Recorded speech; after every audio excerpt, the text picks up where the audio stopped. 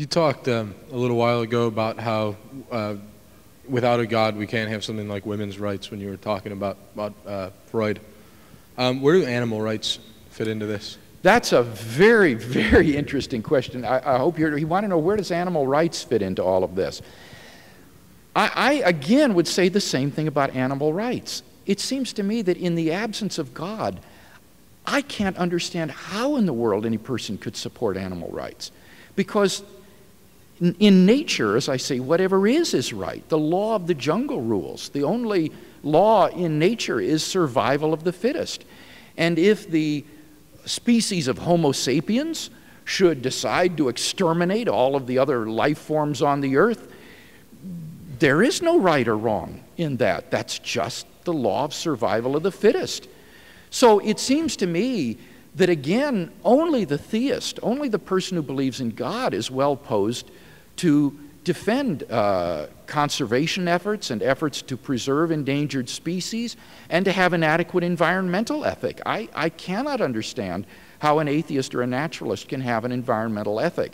Now, having said that, I don't think that I would construe it, however, in terms of animal rights per se, because I don't think that animals are moral agents. Persons are moral agents, and animals aren't persons. So, for example, when a lion kills a zebra, it kills it, but it doesn't murder it. Or when a seagull snatches a fish out of the talons of another seagull, it takes the fish, but it doesn't steal the fish, if you understand what I mean. Animals don't have moral duties or obligations. So I wouldn't construe an animal or environmental ethic in terms of animal rights. Rather, I would construe it in terms of human responsibilities and human moral duties.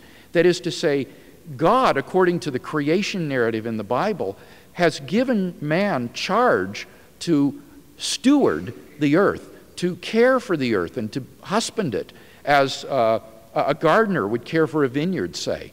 And therefore, to rape and plunder the earth and its resources and its animals is a violation of God's command for us to steward and care for his creation. And I think that God is wounded, so to speak, when he sees the terrible blight that mankind has often wrought upon the beautiful nature that God created, which in Genesis it says God saw that it was very good.